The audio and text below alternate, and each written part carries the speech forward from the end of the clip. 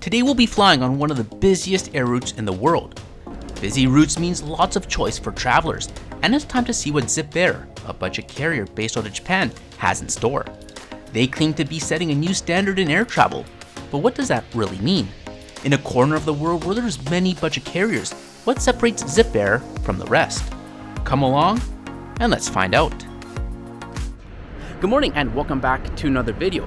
Well, it's the start of Japan's Golden Week holiday, which means it's time for my annual trip to Korea. The flight du jour is going to be with ZIP, or more correctly, ZIP Tokyo, the budget carrier under Japan Airlines. We'll be off to Seoul, so we'll see how they operate this regional route and see if there's any value with this budget carrier. The flight is set to depart at 8:55. It's just about 7 o'clock now, so come along as we go from A to B and let's zip over to Seoul. Thinking about it now, I probably should have slept nearby, as I had to wake up at 3:30 to hightail it all the way over from Yokohama to Narita. At least the weather was nice, and it's something to consider if you have an early morning departure from Narita Airport. A coffee was definitely required before we go any further, and I arrived so early that even the Starbucks had yet to open. But the Lawson's was up and running. Thank Yoda for that.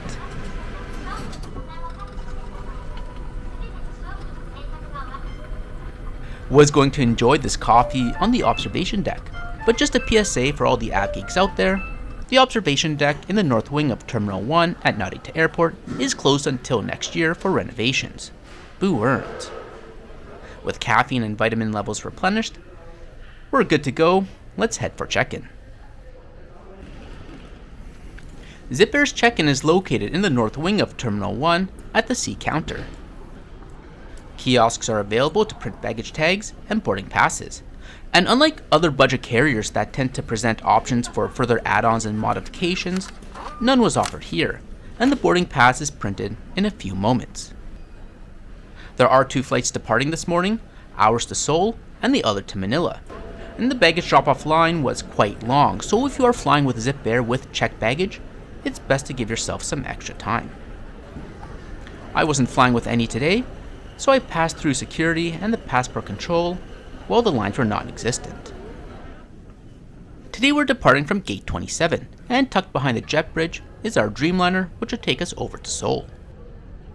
So some facts about ZIPAir. It started in 2018-2019, kind of just before the pandemic rolled through, and back then the livery on the tail was a Z with a gray teal background or something like that.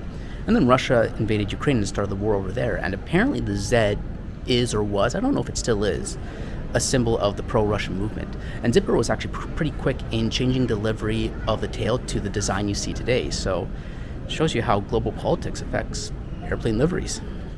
ZIPAir started flying in 2020 with routes to Bangkok, Seoul, and Honolulu. From 2021 to 2023, they added Singapore, Manila, and 3 destinations in California.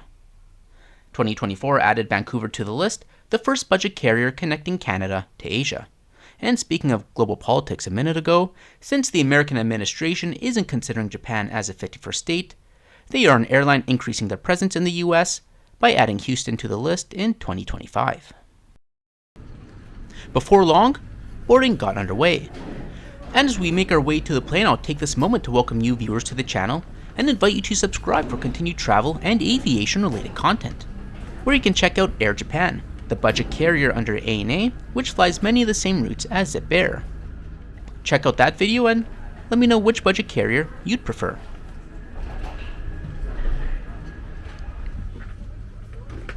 Today we're seated in 53A. The windows on the left side of the aircraft seem to be permanently dimmed with this sepia tone, which I've never seen before on a Dreamliner. Usually it's that blue, right? And it wouldn't improve much even if I brightened the dimming. If anyone knows, I'd appreciate it if you can drop us a comment and let us know if this is a glitch with the window dimming system on the Dreamliners, or is this controlled by the crew. ZIPAir currently has 8 Boeing 787-8 Dreamliners in their fleet. Each is configured with 290 seats across 2 classes, and it's another budget carrier which is incorporating a business/elevated onboard product. And there's 7 lavatories on board.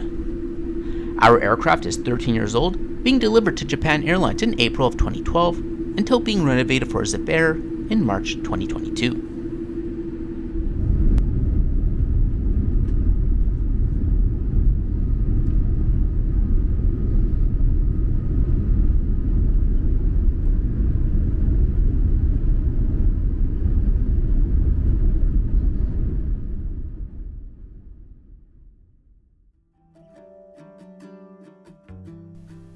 will have a flying time of 2 hours and 3 minutes to reach Seoul.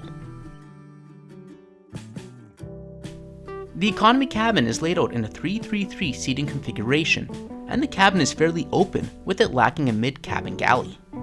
The interior design is simple, with seat backs matching the paneling against black seats.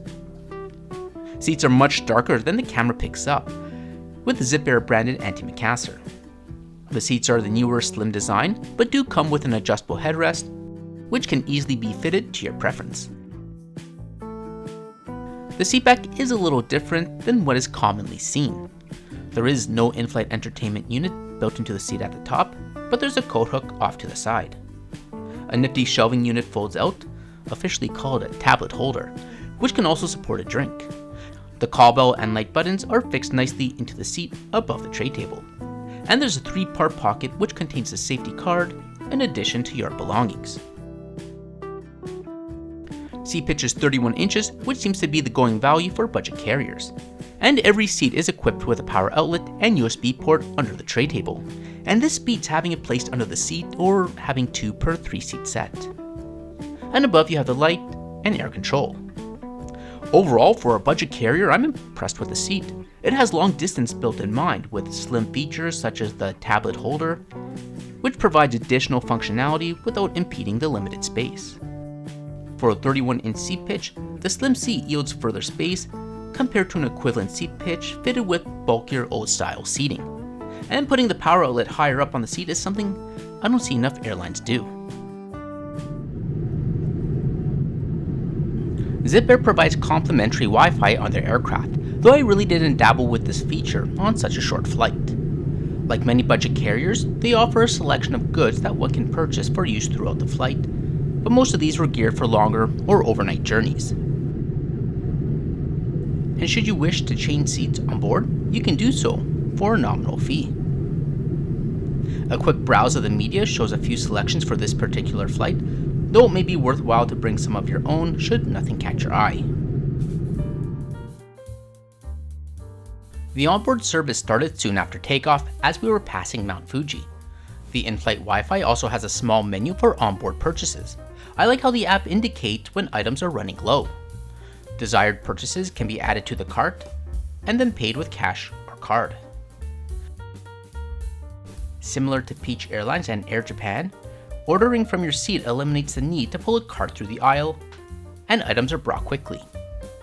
I pre-purchased a meal at time of booking, and it came in a plain white box, which contained another smaller white box and a water bottle. I selected the Sukeroku Sushi set, which consisted of, well, sushi.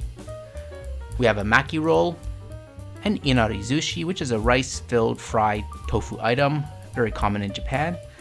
And there's a piece of karage and tamagoyaki, a rolled omelet, behind the chicken. Overall, it wasn't too bad. It has a light, fresh, delicate profile. The karage was probably the most bold flavor out of everything, and even that was on the safe side. The other pre-purchase options on this route include soba and a pork katsu sandwich.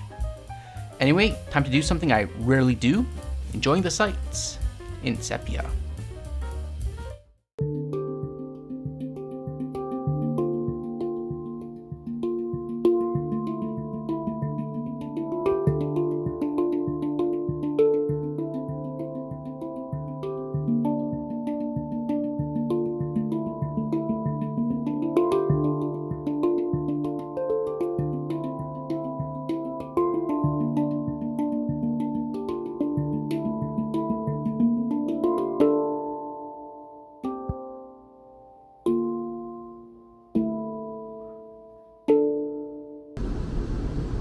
And of course, here's a look at the rear lavatory. It's the standard one found on Dreamliners, so nothing special, but does have this rather large no smoking, no vaping sign, just in case the countless other no smoking signs on board isn't enough. And so that brings us to the end of another flight. So, is ZIPAir setting a new standard in air travel? Well, I guess that depends on what your definition of standard is. I think their hard product is better composed for longer flights than other budget carriers. The design of the seat back with the placement of the power outlets, the tablet holder, and the 3-section pocket are all little things, but together they contribute to a better product and overall experience. So with all that, I say they're headed in the right direction. Airport formalities are quick and efficient, and their website has a clean design when buying tickets. The only issue I had was not being able to check in online due to having a middle name. Many airlines in Asia concatenate the first and middle names, so when you enter passport details online, it doesn't match exactly, but the kiosk works perfectly fine. I was surprised though that this was an issue with ZIPAir, whose parent company, Japan Airlines, has a strong global presence and is more than familiar with individuals with multiple names. And as ZIPAir continues to expand outside Asia, this is an area that requires refinement. Purchasing items on board via the app is very convenient and provides quick service. The sushi meal was not too bad, but I did prefer the nigiri sushi offered by Air Japan, which we enjoyed last year. So I would opt for another meal, probably the pork sandwich, on my next ZIPAir flight. I would like to enjoy their business class product one day and see what their menu has in store for a longer flight. On board, of course, you get to enjoy the warm Japanese hospitality from the crew as you would on any Japanese carrier. Overall, it was a stress-free and enjoyable flight from start to finish.